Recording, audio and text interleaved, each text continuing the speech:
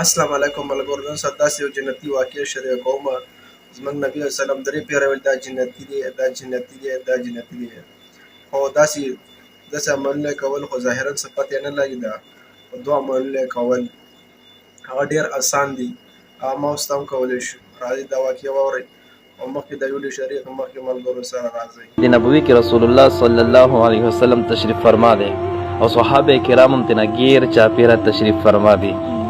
نو دی کې نبی کریم صلی الله علیه وسلم صحابه کرام ته او فرمایل چې اوس په مسجد ته یو جنتی کس را داخل شي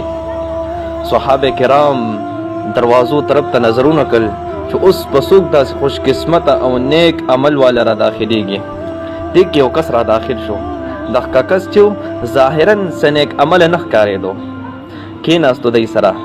په سبا باندې بیا نبی کریم صلی الله علیه وسلم په مسجد کې تشریف فرما دی او صحابه کرام هم تینا غیر چاپیره تشریف فرما دی نبی کریم صلی الله علیه وسلم بیا او فرمایل چې اوس په مسجد ته یو جنتی کس را داخل شي په سبا باندې بیا هم دغه کس را داخل شو دی سره کېناستو په درېیم ورځ باندې بیا نبی علیه الصلاة والسلام صحابه کرامو ته وفرمایل چې اوس په مسجد ته یو جنتی کس را داخل شي همدغه صحابي بیا را داخل شو مسجد ته په دغه صحابه کرام کې عبدالله ابن عمر ابن العاص هم ناستو دغه عبدالله ابن عمر ابن العاص ډېر زیات جلیل القدر او ډېر نیک عمل والا صحابي و دغه عبدالله ابن عمر ابن العاص د هر ورځ به روزه نیوله او ټول شپه به عبادت کولو ټول شپه به په نفل باندې ولاړو په تهجد به ولاړو او یو ورځ او یو شپه کې به یو قرآن ختمولو نو د دغه صحابي په زړه کې خیال راشي دا خوشخبري خو ماته پکار وه نیک عملونه خو ډېر زیات زه کومه 24 ګنټې مې په عبادت کې تېرېږي دا خوشخبري خو ماته پکار وه دغه عبدالله ابن عمر ابن العاص په زړه کې وي چې د دې کس خو ظاهرا سنیک عمل نه ښکاري خو کېدی شي دی وي په پټه سنیک عمل کوي د خلکو په مخ کې نه کوي کور کې کوي نو دی دا اراده وکړي وي زه به د سره میلمه شم زه به د ده د عملونه وګورم چې دی دا څه خاص عمل کوي دغه صحابي له لاړ شي کور ته ورته وډځئ ورته ووایي زه وایي تا سره میلمه جوړېدل غواړم وایي راځه په سر سترګو ستا میلمستیا قبوله میلمه شه راسره میلمه شو ورسره ورځې ورسره تېره که بله ورځ یې ورسره تېره که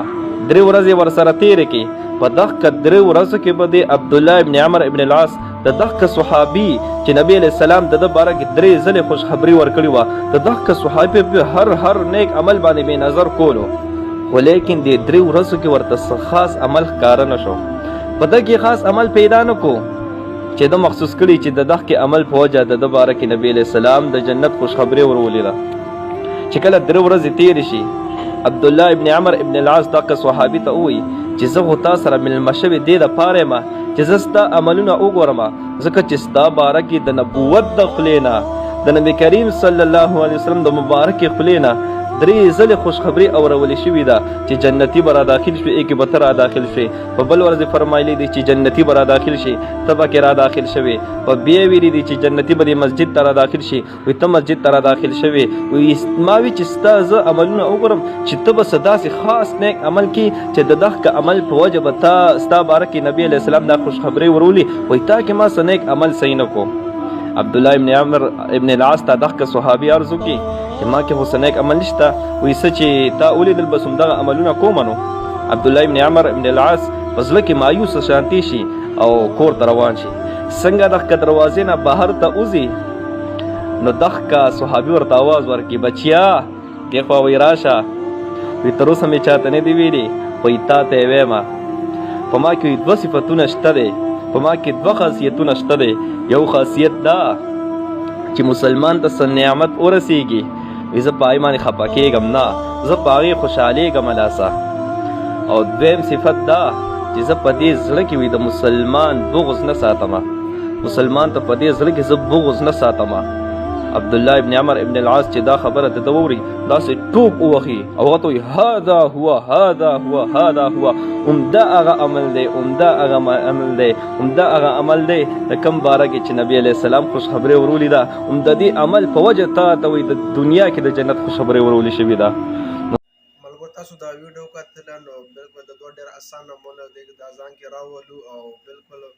بل خوشحالي من خوشحاله شو نو زړه له بغض وباسو نو بل دپاره نو